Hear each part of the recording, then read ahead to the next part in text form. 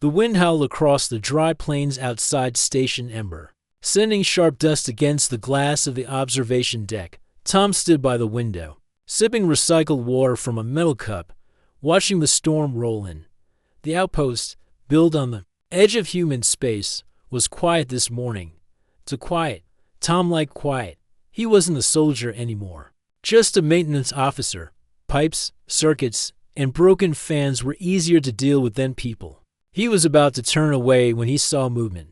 In the storm dot at first, he thought it was just the wind playing tricks on his eyes. The dust out here often made shapes that didn't exist, but this was different. A figure was walking slow and steady straight toward the station gates. Tom narrowed his eyes. The outer cameras blinked on automatically, zooming in. The image appeared on the main screen in the control room. It was a woman. Tall, thin, and definitely not human. Her skin had a pale glow, and her long white robe moved with the wind but never seemed to tear. Her eyes, dark and wide, were filled with something that struck Tom deeply. Tears? She was crying. "Is that Avini?" asked Maria, the young comms officer who had just entered the room. She stared at the screen in shock. "I think so," Tom said quietly. "She's not wearing a suit. There's no way she could survive out there without protection." But she was. Tom tapped the control pad and activated the alarm. Red lights blinked across the station. The gates would stay locked until they knew what was going on. Commander Ross appeared on the screen, his face hard. "What is it, Tom?" "There's someone approaching. A Vini woman. Alone." Ross narrowed his eyes. "Get security. Don't let her near the main gate. This could be a trick." But Tom didn't move. He kept watching the screen. The woman wasn't armed. She looked tired, broken, even, in her eyes. There was no hate in them, just pain. "She's crying," Tom said softly. Ross frowned. "I don't care if she's singing. Keep her out. That's an order." Tom gave a short nod and turned off the screen. But, deep inside, something didn't feel right. By the time he reached the gate, 2 guards were already there, weapons ready. The woman had stopped just outside the energy barrier, standing in the dust. She didn't speak. She didn't move. Tom stepped forward. "What are you doing?" one guard asked. "She might be dangerous." "I just want to see her up close," Tom said. The wind blew between them, quiet now. The station shield created a safe pocket where the air was calm. But just a few steps away, the storm still raged. The Vini woman stood in the middle of it, completely untouched. Tom stepped close to the shield wall. The woman looked up and their eyes met. She took one shaky breath, then stepped forward. The shield shimmered and let her in.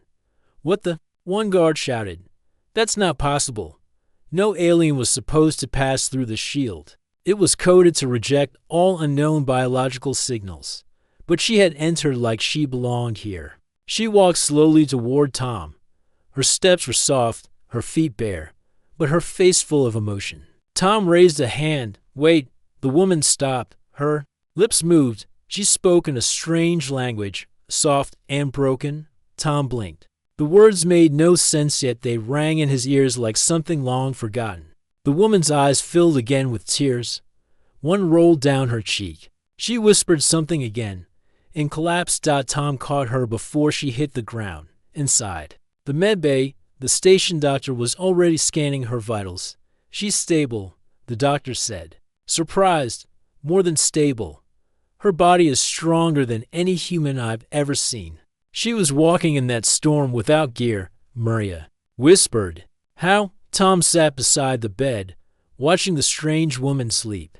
Her skin had a soft silver glow now under the medical lights. Her long dark hair spread across the pillow like a shadow. She looked peaceful but troubled. Suddenly, her eyes opened. She stared straight at Tom. He stood up, unsure what to say. Before he could speak, she raised a hand. Her voice came out soft, shaking. "You saved me." Tom froze. "What?" "You were there," she said, her eyes wide and wet. "When I was small. You lifted the beam. You pulled me from the wreck. You." Tom shook his head. "I've never met you before." The woman stared at him. Then she closed her eyes again, whispering one final word. "Tom, He stepped back. He hadn't told her his name. Back in the control room, Commander Ross wasn't happy. She spoke your name before anyone told her. How does she know you? I don't know, Tom replied. But she's not here to fight. You don't know that? She cried. Sir, she was hurt, lost. She walked through a storm to find us. Ross crossed his arms. This could be the start of something bigger. She could be bait, a trap. Tom didn't answer.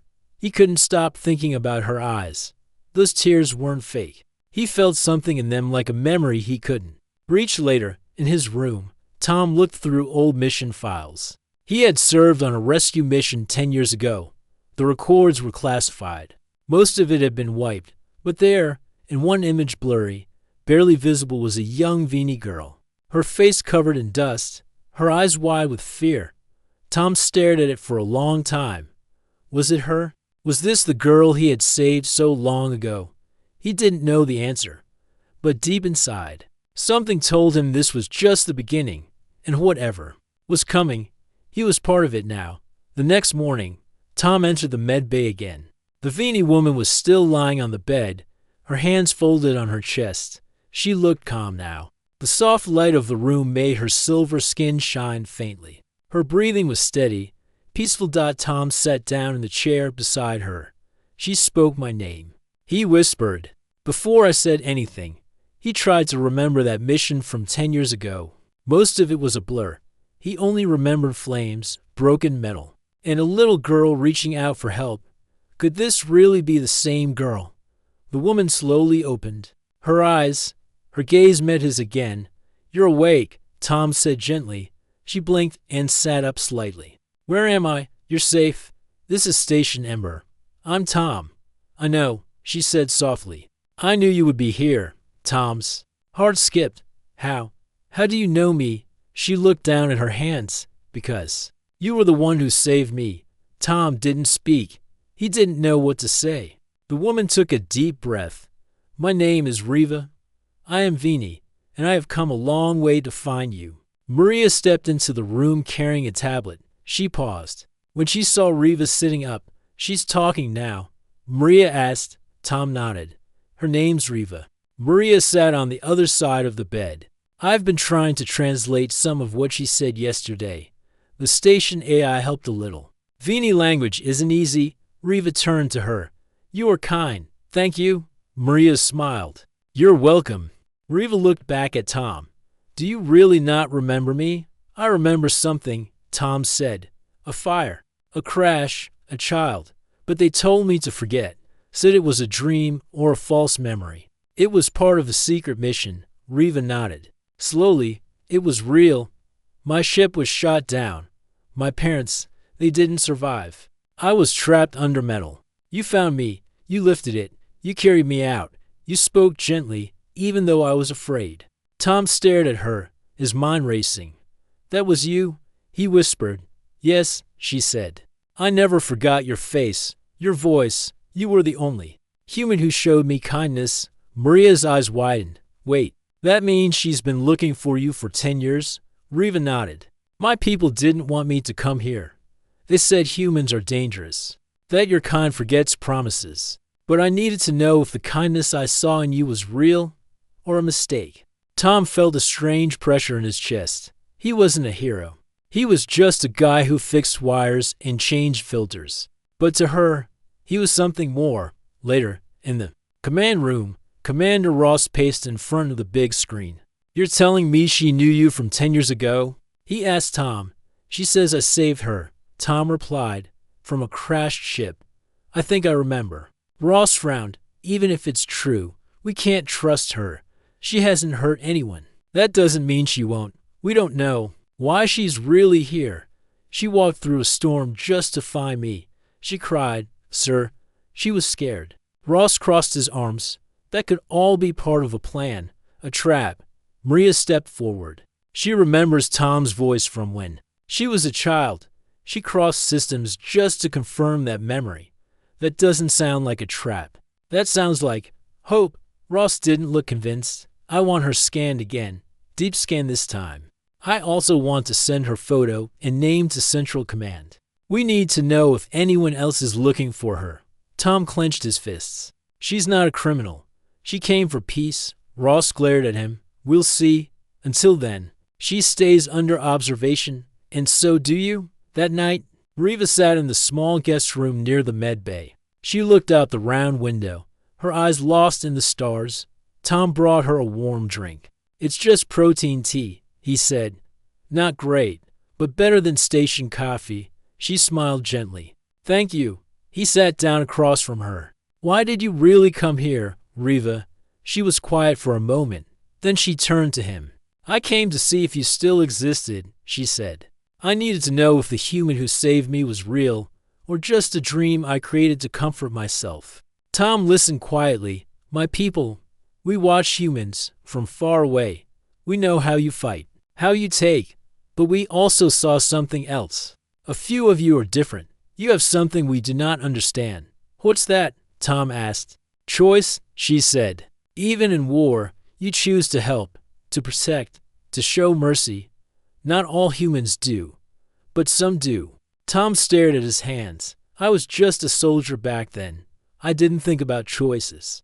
I just acted, and that choice changed my life. Riva whispered, I'm not here as a scout or a spy. I came only to find you.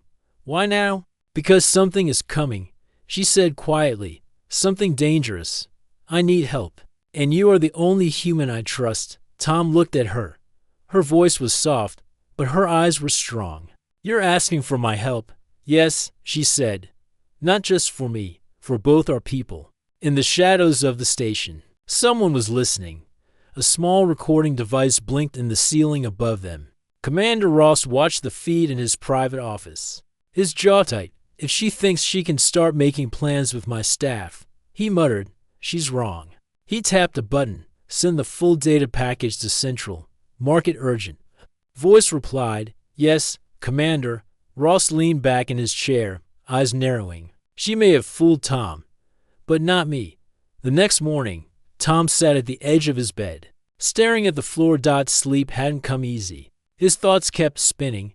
Riva's face, her voice, the way she had said he saved her. But most of all, what she had said last night haunted him. Something dangerous is coming. She didn't say what. She didn't explain. But he could tell by her voice. She was scared. Tom stood up and walked to the terminal. He tapped the screen, opening a personal file that had been locked for years. Mission, Grey Echo. The rescue mission from 10 years ago. Most of the records were blacked out, names were hidden, images were blurred. But he remembered enough. Flames, screams. A small alien child under metal. He remembered picking her up, whispering to her, trying to calm her while the team pulled out the other survivors. Now, it all made sense. The child had been Riva. Down in the med bay. Maria was showing Riva pictures of human cities and oceans. These are called clouds, Maria said. Some days they float, some days they storm.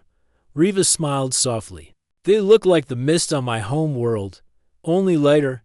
You've never been to Earth? Riva shook her head. The Vini live far away.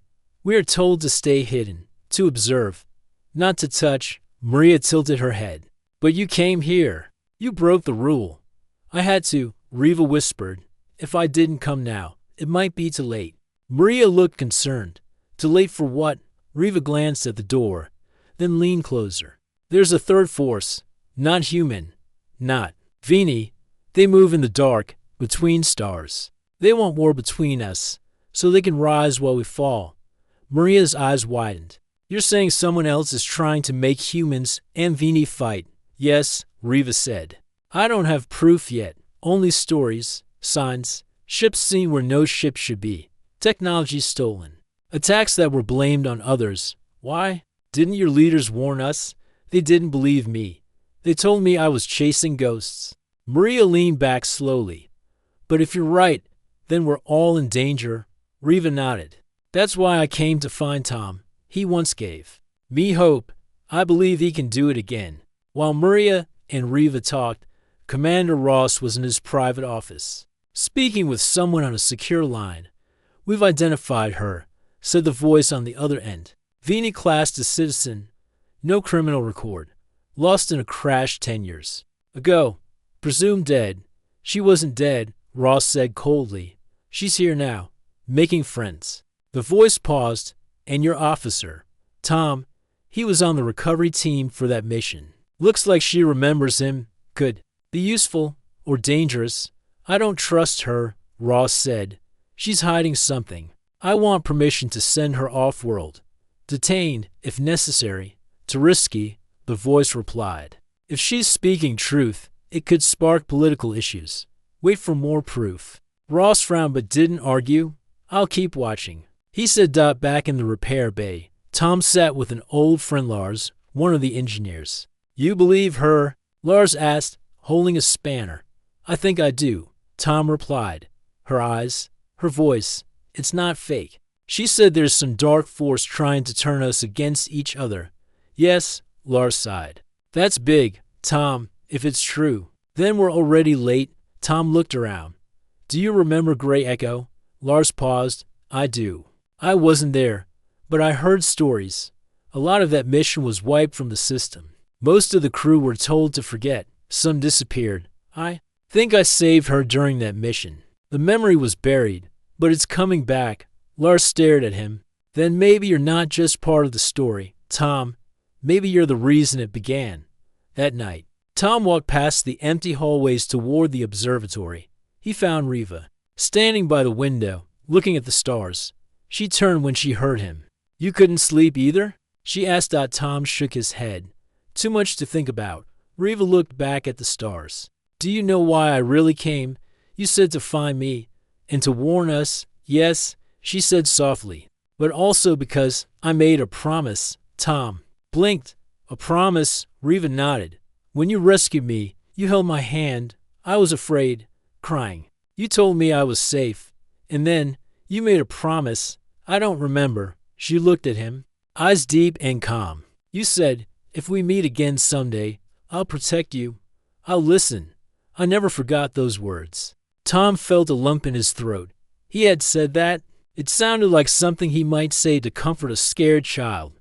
But to Riva, it had meant everything. I want to keep that promise, Tom said. A soft smile crossed her face. Then listen now. Something terrible is coming, and you may be the only one who can stop it. Far above Station Ember, hidden behind a broken moon, a silent ship hovered in the shadows. Inside, a figure stood. Over a glowing panel, strange symbols floated in the air. The voice that came from the panel was cold. The Vini girl has arrived. The human is remembered. It begins, another voice replied, lower and crueler. Let them hope. Let them believe. It will make their fall more satisfying. And the ship slowly turned, heading straight toward the station. The days passed slowly in Station Ember, but tensions grew like a storm behind calm skies. Tom spent every free moment with Riva, trying to learn more about her people, the Vini. Their culture was ancient, and their technology advanced beyond anything humans had seen. Yet, despite their power, they chose to stay hidden, watching from afar. One afternoon, Tom and Maria joined Riva in a quiet room where the station's holographic projector could display images from Vini archives.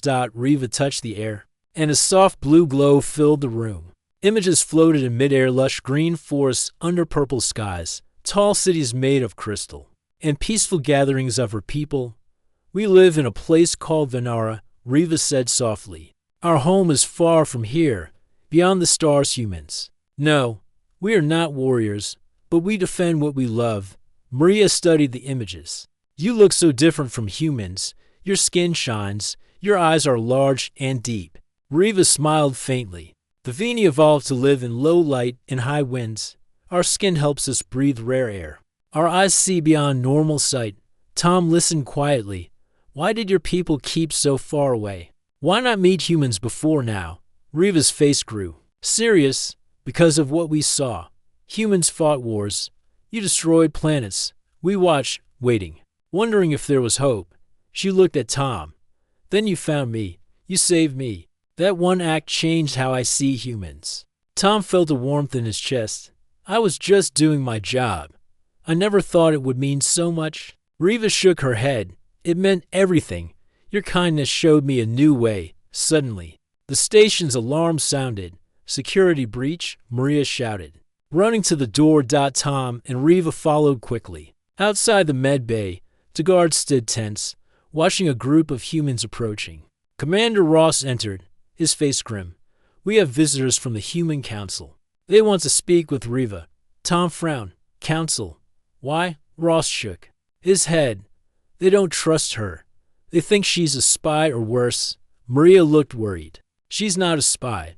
Doesn't matter, Ross said coldly. Council decides. We hand her over or face consequences. Riva stepped forward. Calmly, I came here for peace. I am no threat. The council officers arrived, tall and serious, wearing blue uniforms with silver badges. One of them, a woman named Commander Silva, spoke clearly. Riva Vini, you have crossed into human space without permission. Your presence is unauthorized. We demand answers. Riva bowed her head slightly. I understand, but I came to warn you. Silva narrowed her eyes. Warn us about what? Riva looked directly at Tom. About a danger far greater than either of us. That night, in the observation room, Tom and Riva talked alone. Why did they not believe you? Tom asked.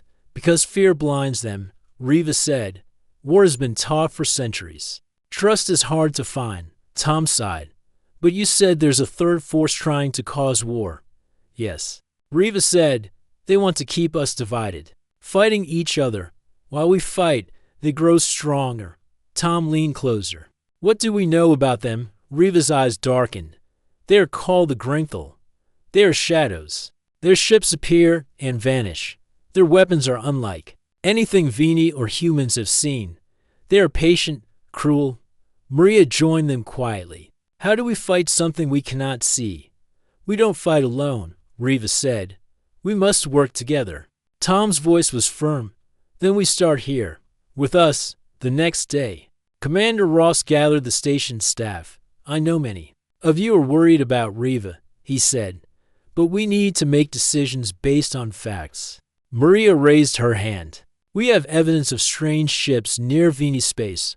Riva's warnings match recent attacks. Ross nodded slowly. If the Grenthal are real, then we have a problem bigger than we thought.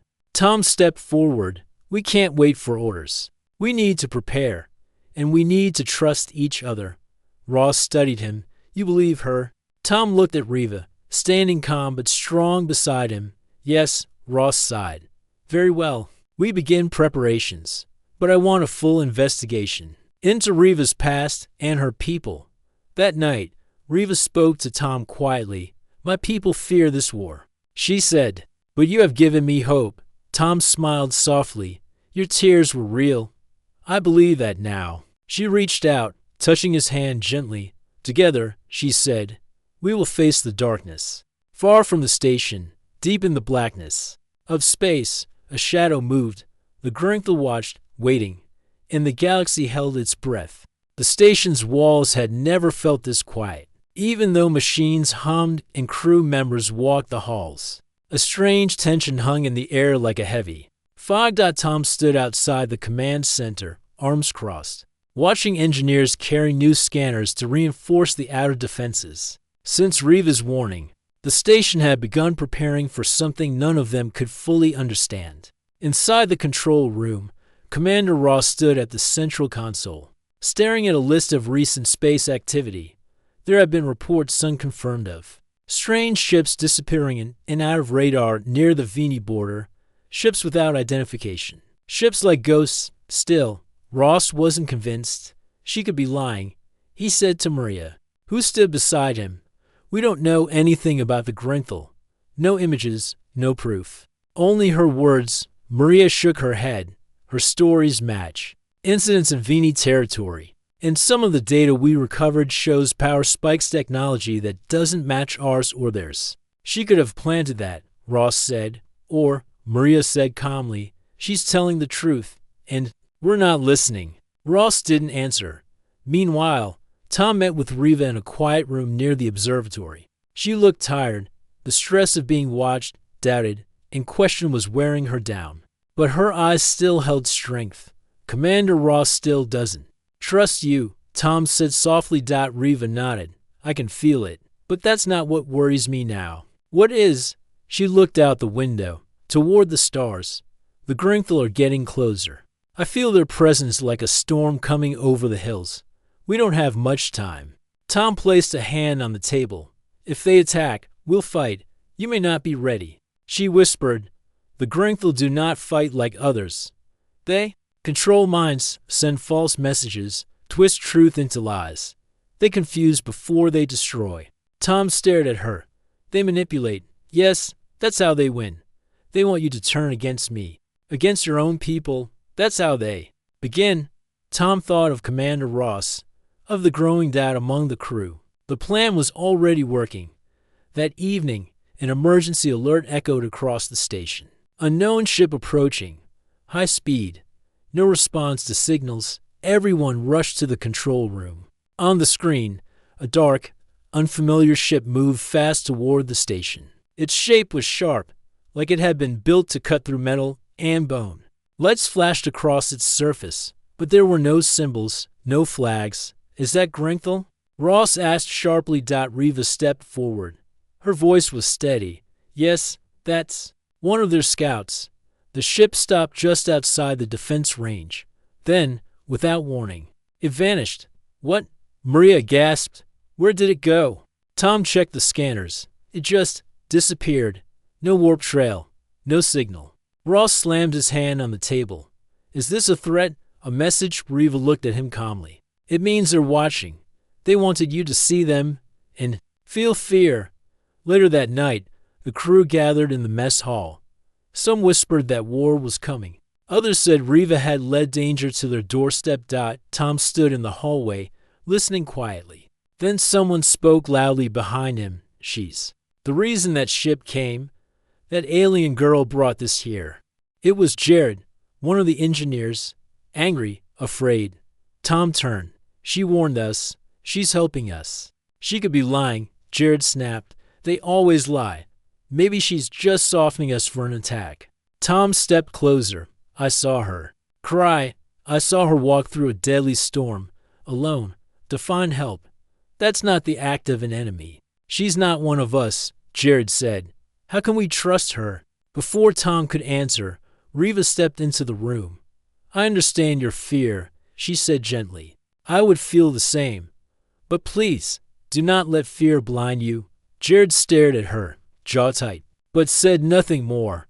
He walked away. Riva looked at Tom. They are afraid. That is how the Gringthal win. Tom nodded. Then we need to show them a reason to hope. Back in his quarters, Tom opened a hidden file he'd been trying to access for days. Mission. Gray Echo. Hidden logs. Blocked memories. Voice recordings. One played suddenly. A child's voice, trembling. Help me. I'm scared. Then his own voice. You're safe now. I've got you. It was real. He had saved her. The child's voice was Riva's. Tom sat in silence, heart pounding. The past was no longer a shadow. It was truth. The next morning, he stood before the entire crew in the main hall.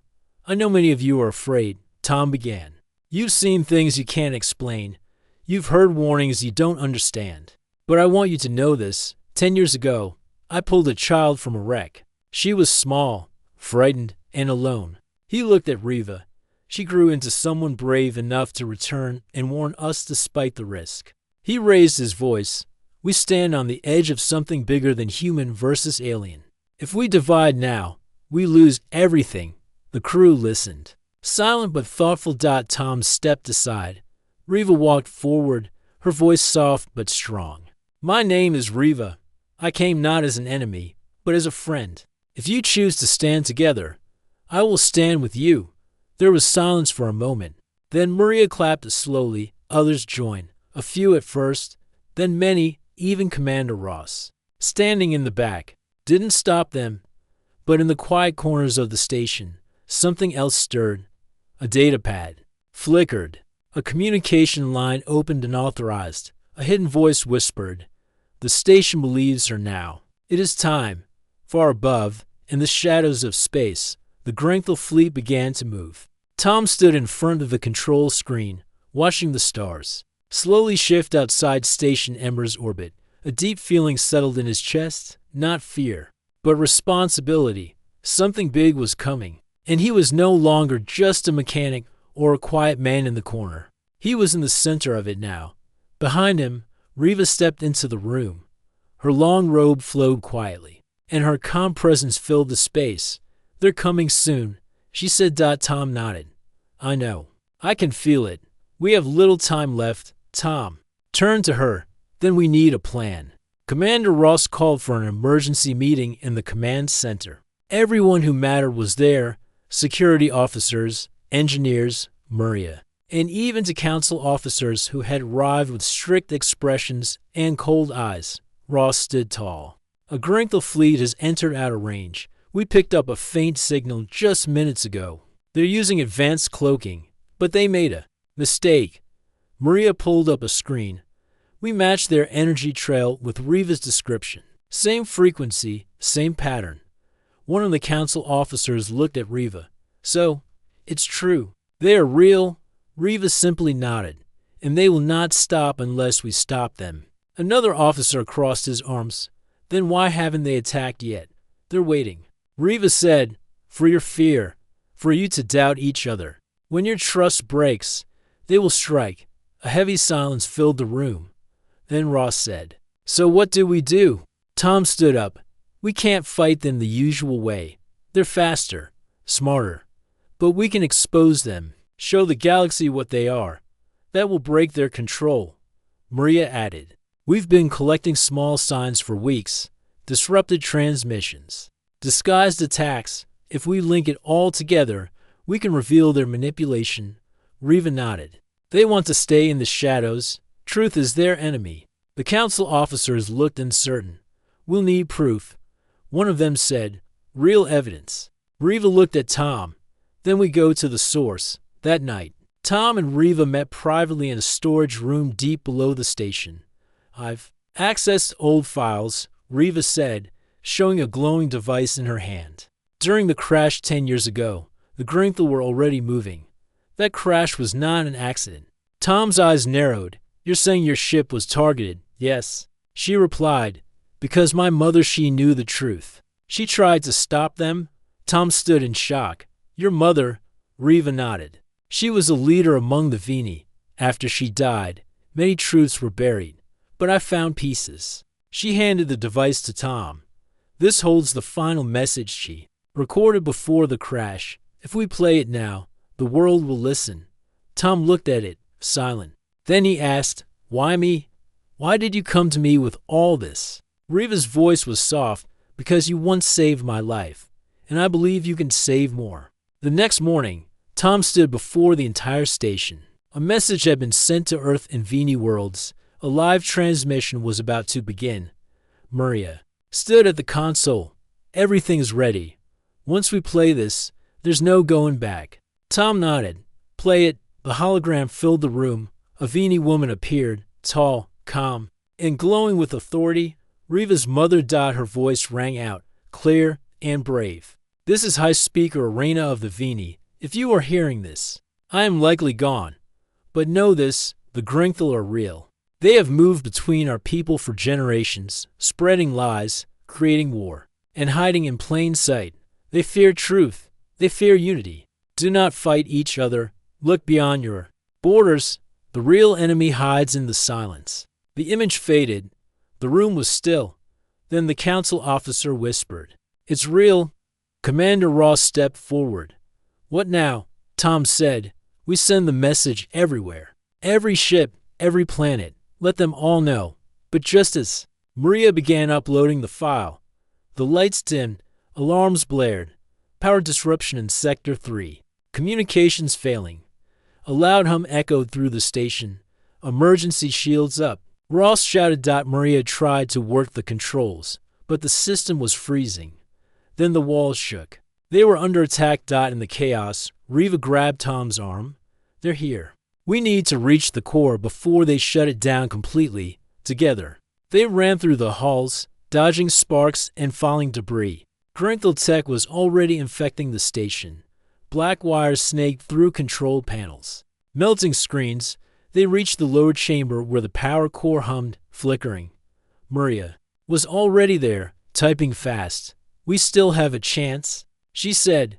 "If we upload the message from here, the signal can't be blocked." Tom held up Riva's device. "Do it." As Maria connected the device, the walls groaned again. Something slammed against the door.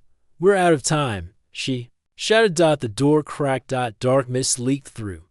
A shape moved behind it, tall, thin, glowing with dark light. Gren Thel. Tom stepped in front of Riva. "I won't let them take you." Riva looked at him, eyes full of emotion. "We may not win today, but the truth will live." The lights flashed.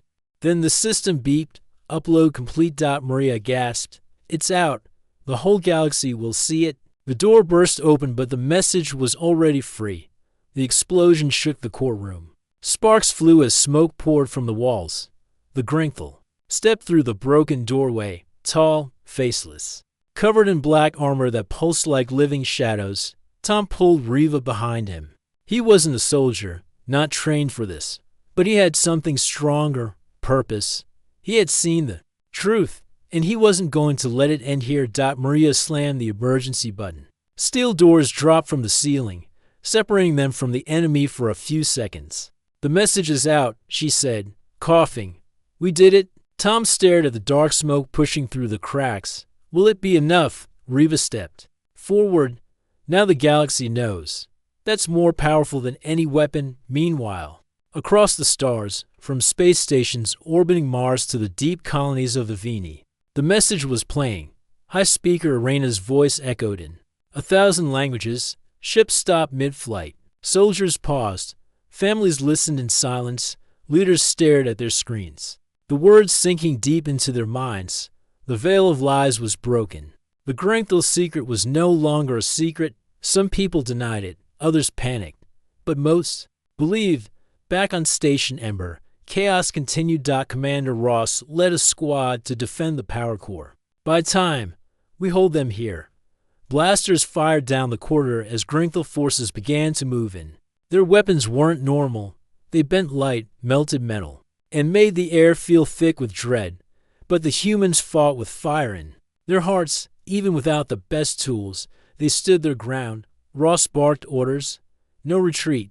Maria helped transfer the last of the data to escape pods. "If we fall, the story won't." Tom and Riva rushed to the hangar. "We have to escape now," Maria called to them. Tom looked back. "What about the others?" Riva answered softly. "They're buying us this chance. We cannot let it be wasted." In the hangar, they found a small ship, old, but working. Tom jumped into the pilot's seat. Riva sat beside him, placing her hand on the control panel. The ship hummed to life. Maria arrived seconds later, breathing hard. "Launch sequence ready. I'll cover you." Tom gave her a nod of thanks. "See you on the other side." She smiled. "You better." As they launched, the Grenthal broke into the hangar. Maria threw a pulse grenade, blinding their sensors. For a moment, just enough time for the ship to escape. As the stars blurred outside the window, Riva leaned back in her seat. "You did it, Tom," she said softly. "You gave them hope." Tom shook his head. "We did it." He looked at her. "I still remember the first time I saw you. You were hurt. You didn't speak. I didn't even know your name. And now, you've changed everything." Riva's eyes shimmered. "I never forgot your kindness. Even when I lost everything, you treated me like I mattered. That's why I came back." Tom swallowed hard. "And I'm glad you did." They flew in silence for a while, heading toward a Vini safe zone. Tom looked out the window. What happens now? Across the galaxy, leaders held emergency meetings. The Vini Council confirmed the message was genuine.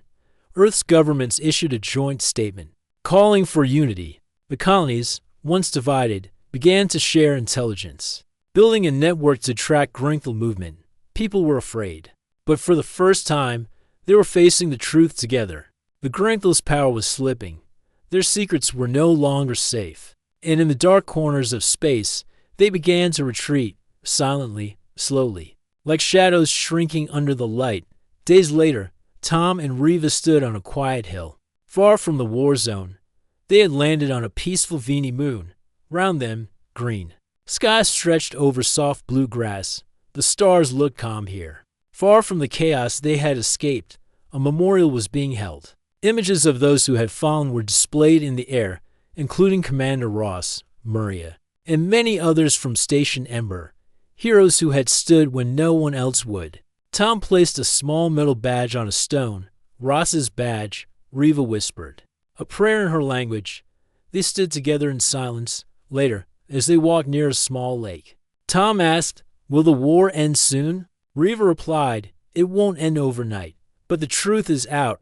That is the first victory." Tom looked at her. "And what about you? What will you do now?" Riva stopped walking. The wind gently moved her hair. "I want to stay, to help rebuild what was broken, to speak where my mother was silenced." Tom smiled. "Then I'll help you." She looked at him, surprised. "You will? I've come this far. Might as well keep going." They both laughed, soft and warm. It wasn't the end of a battle. It was the beginning of something new. A message came through Tom's communicator. It was from Maria's brother. She had survived. Injured, but alive, and already helping with resistance forces. Tom's heart lifted. Hope was spreading around the galaxy. More people stepped forward with evidence, with stories, with courage. The network against the Grenthal was growing stronger. And in the middle of it all, a quiet man and a once-lost alien woman stood together, not as heroes, not as soldiers, but as friends who chose truth over fear. On a quiet night, sitting beneath the stars, Tom turned to Riva. "I never asked you. Back on the station, when you walked toward me with tears, why were you crying?" Riva looked at him, her voice soft, "Because I thought I was alone. And then I saw you." Tom said nothing, but his hand gently touched hers. This time, she didn't pull away, and in the calm of the stars, after so much pain and war, two souls found peace. Not through weapons, but through trust. The end.